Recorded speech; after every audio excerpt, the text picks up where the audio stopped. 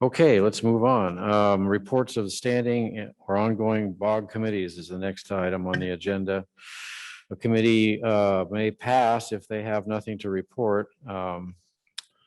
So we'll start with me. The executive committee met on the 8th of October and we went over goals and expectations for the year.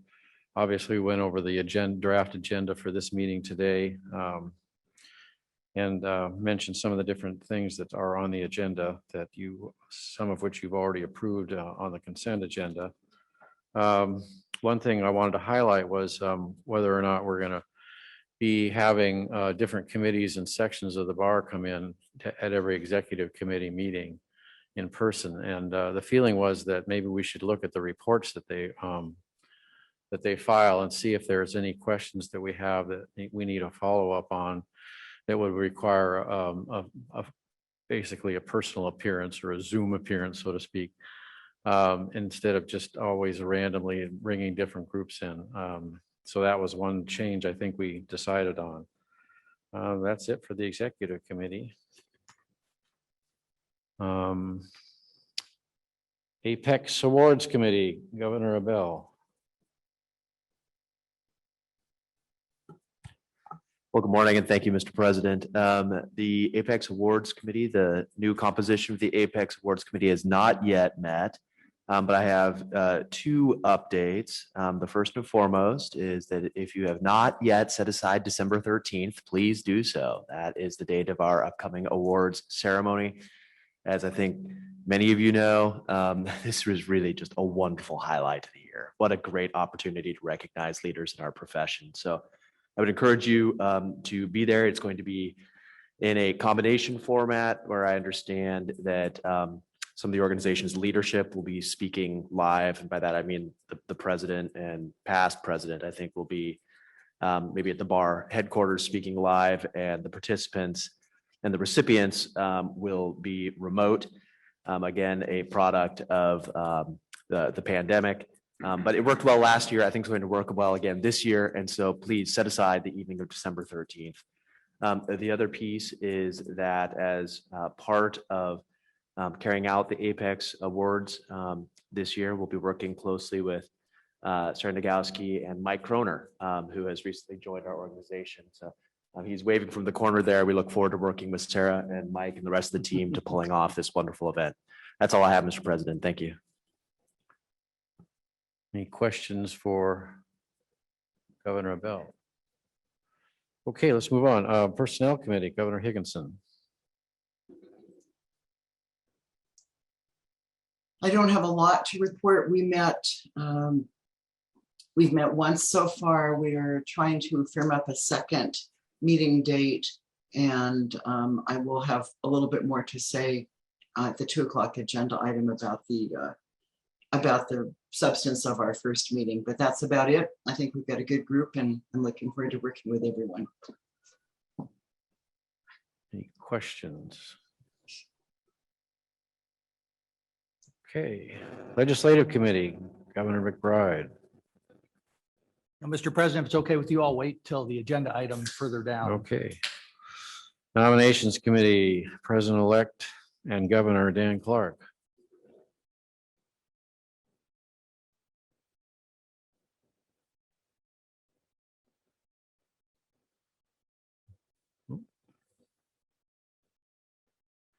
Let's move on. Maybe Governor Clark is. Oh, no report. Oh, I'm sorry. That's where we go. No report passed. All right, it's in the chat. Diversity Committee, Governor Angeville.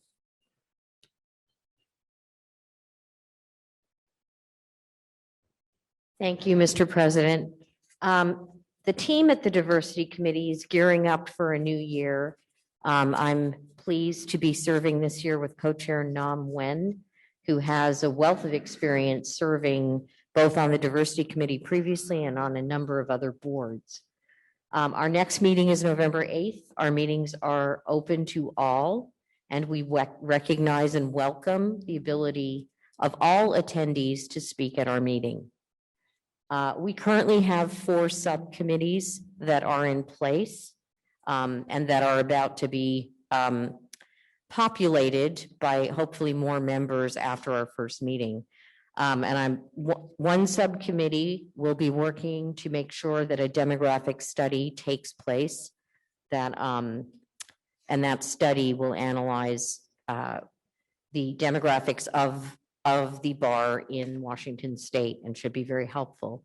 We have another subcommittee that will explore and analyze the definition of diversity within the meaning of the bylaws. We have a third subcommittee that will analyze the structure of the committee per the bylaws and an analysis of whether the Bar Association would be better served as a council. Finally, we have a subcommittee dealing with a pipeline program. And that program connects law students to mentor lawyers. We are also working with the Joint Minority Membership Program, which was run by Rania Rampersad, to see how we can assist and perhaps include that program work into our pipeline work. Finally, last week, we had a very productive meeting with Michelle Sue on behalf of the Minority Bar Associations. It was attended by members of the Justice and Equity team and Governor Stevens, Boyd, Dresden, and myself. We had a great dialogue about how our board is and can be accountable to DEI objectives, and we're looking forward to continuing to have those types of meetings. That would be my report. Thank you, Mr. President. Any hands up, any questions? Not seeing any. We're going to move on to me again, I think. Long Range Planning Committee agenda. We had a meeting. It was a short meeting, October 21st. Went over who was on the this particular committee. 3-year terms are occupied by past President Shichetti, former President Majumdar, Governor Boyd, former Governor Grabicki, and Chief Disciplinary Officer Endy. 2-year terms are Governor Stevens, Governor Dresden, Governor Angeville. 1-year terms are President-elect Clark, Treasurer Peterson, and myself as the chair. We have 2 non-voting members as well. We had an extensive facilities committee discussion. We also talked about next steps, and I want to defer to immediate past President Shichetti to talk about the subgroup that was created to go over one topic during the meeting. Thank you, President Tollefson. As you all recall, the Long Range Strategic Planning Council was created perhaps a year and a half ago, at least with the thinking about this council started a while back. And the idea was to look into the future 5, 10, 15, 20, 30 years in the future for the WSBA and decide what we want to look like and how we want to operate.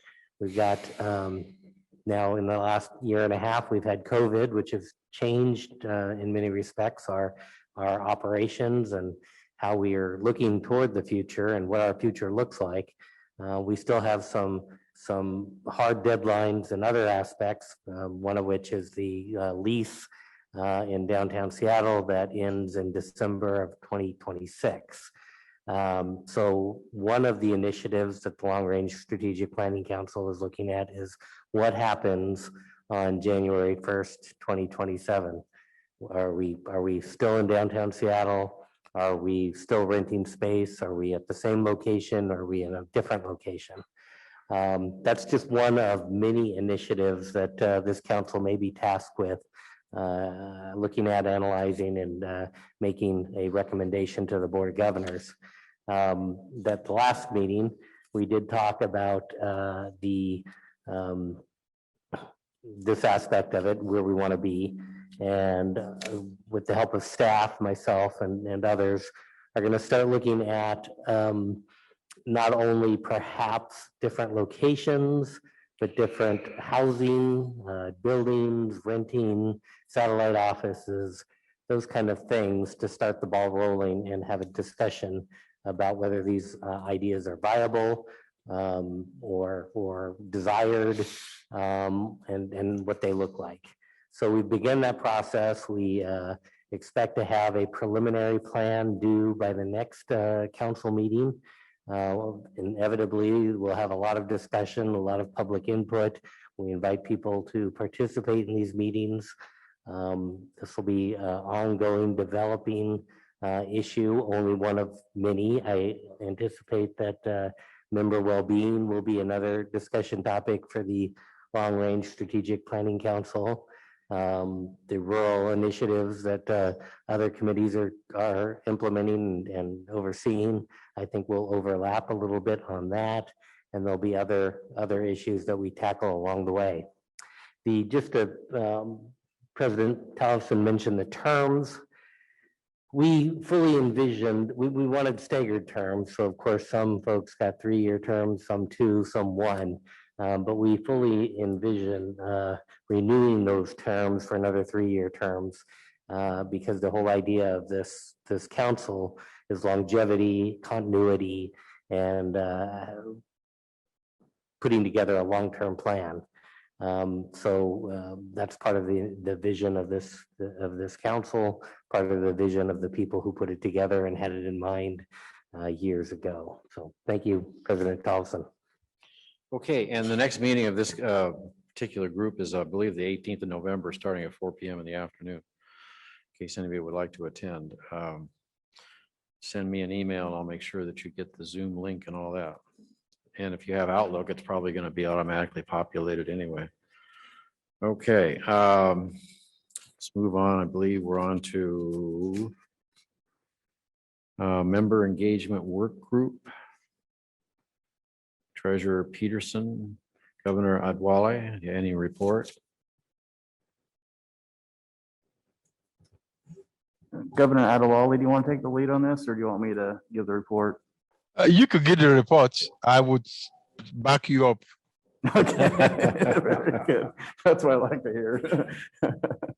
Now, we just had our first meeting, and Governor Adewale has been doing a fantastic job kind of asking good questions and making sure we're on the right track. We've been, I guess the main part we're working on now is where we finished up the member engagement survey, getting ready to push that out. Very excited about that. You know, Chief Nagowski was just fantastic last year in terms of getting all that lined up, and that the committee was, you know, just wonderful too, to kind of get that done and actually getting something out the door.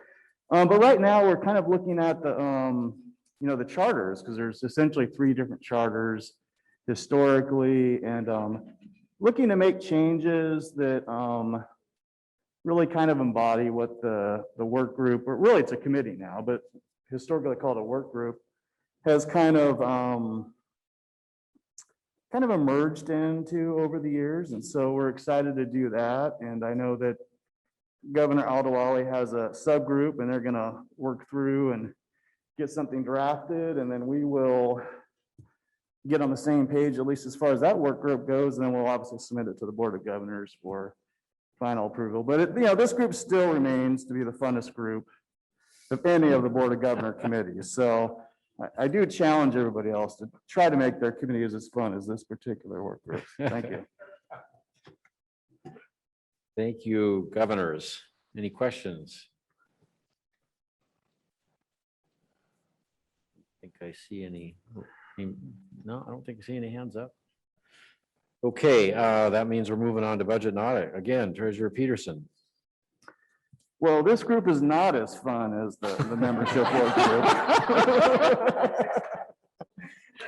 You know, I think it has something to do with the subject matter and probably something to do with the committee members, but I've challenged them to, you know, try to up their game and make this a funner experience for all of us. In any event, we had our first meeting, and you it was really a highly successful meeting, except for the fact we weren't even able to pass our minutes. So I'm not sure how often that happens, but I think that has to be some sort of record and not a good one. But anyway, I'm confident that in the next 6 months, we will be able to get those minutes passed. So in any event, what I'm trying to do on the budget and audit is, the motto is, have fun and do good. So we're trying to make it, a funner group to be part of and trying to make it less formal and things like, like that. And I think well, I'll let the committee members speak if they like, but I think the first meeting was fairly fun. Just a quick update though. The first meeting, we kind of looked back and kind of did a rehash of the previous year, because I think it's always good to look back and, what went well, what didn't go well, and had some really good discussions about that. And then I'd like to thank a few governors in particular. Governor Audit has volunteered to work with CFO Perez to, look through all our fiscal policies and try to make sure they're consistent and improve upon them. So I'd like to thank him for signing up for that and being willing to spend his time on that. I'd also like to special thanks to Governor Stevens. He is, there's an issue where, is there a way for us to possibly move or kind of get parts of the budget done earlier? And it is a challenge because there's a lot of information that doesn't come in until later in the year. But typically, we have situations where, the summertime becomes like this big crunch and it really becomes I wouldn't say a problem, but it's just timing wise and commitment wise and things like that. It becomes really hard, not just for CFO Perez and his team, but for the committee members. So special thanks to Governor Stevens for being willing to work with CFO Perez and try to figure out if there's ways to improve that. Another special thank you to Governor Pertzer sitting next to me here and Governor Clark. They both stepped up and they're going to help out figure out how to invest our money. We do have a cash reserve, and it's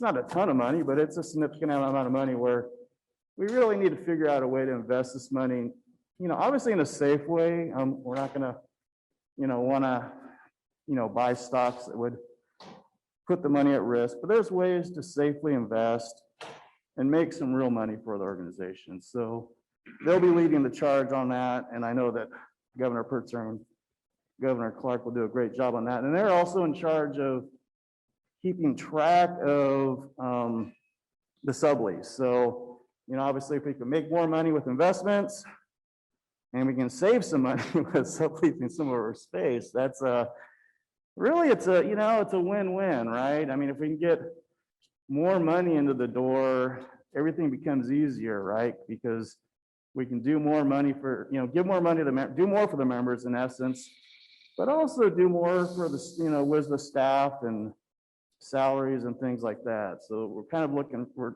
really looking pretty hard to try to get some win-wins there. One other thing I'd like to mention though, is we're going to be doing it's in December and I can't remember the exact date, but you'll be being sent out invites. We'll have a 4 to 6 hour seminar led by CFO Perez to kind of help people, learn how to read the financials and also other important information for Board of Governors in general to better understand the budget process. Because I think if we can all better understand the budget process and what's going on, it's just gonna make things easier down the road. So in any event, all joking aside, it was a great meeting and great committee members, and I'm looking forward to getting some done this year. Thank you. Any questions for our illustrious treasurer? Don't see any hands up. Nope. Okay. Equity and Disparity Work Group, Governor Stevens. Thank you, Mr. President. And I'm looking at Chief Communications Officer Nagowski because I want to have help with Treasurer Peterson's funner. And every time I hear it, I go funner. But as opposed to being critical, it's words that become parts of the Merriam-Webster dictionary anyway. But anyway, so trying to have fun, Mr. Treasurer. So the Equity and Disparity Work Group is a work group that under an initiative from past President Majumdar and passed by the board, we established the work group in a two-year time frame. And that work group is to take a look at our various rules, processes, et cetera, that add to issues of disparity throughout our system. And that's also in response to the letter that was issued by the Supreme Court, by our Supreme Court. So we have submitted our annual report, and I don't know when and how that gets distributed, but basically we have two subcommittees that's working right now. One on the experiences of the justice systems, and populations that are impacted, and the other a review of GR12, particularly GR12C2. And our steering committee, which is composed of the staff and our two subcommittee chairs, Kim Sander and Lara Sierra, will be meeting with me, Executive Director Nevitt, Barbara Nahari, and Kristen Abel to have a steering committee meeting as we plan our work. Our process, we are looking to beginning to draft specific recommendations in January. To come back to the Board of Governors when we are complete for their hopeful approval, so that we can then present this to the various parts of the affected members of our association and of course our court.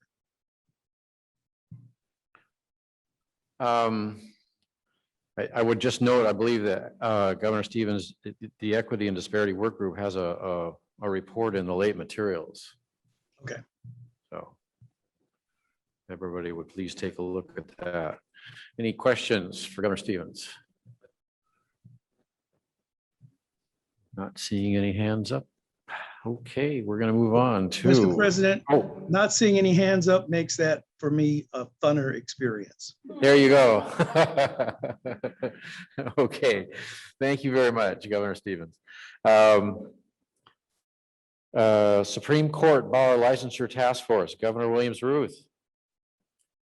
Thank you, Mr. President. So the Supreme Court Bar Licensure Task Force met last month, and actually it was one of our most actual substantive meetings since the beginning, where we engaged in just a brief dialogue and discussion of the whole, really starting to go into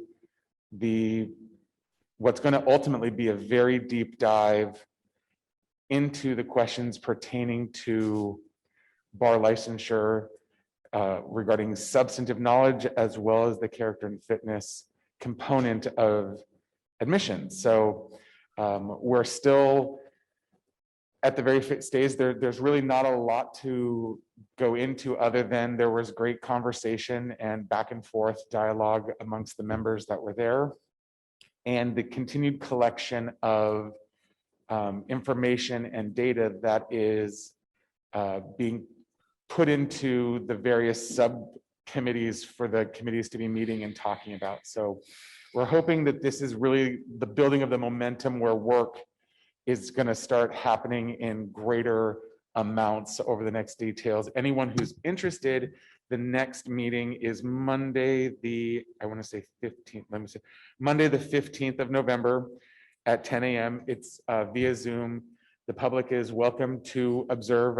The committee members themselves are the ones that are engaging in the dialogue, but it's not being done in any secret or executive session type fashion. And that's really it for this point. I will also say that Governor Couch is on the same task force as well as Director Nevitt. And if there's anything substantively that I missed, I would please welcome any additional input. Anybody have any questions or would like to add to the report?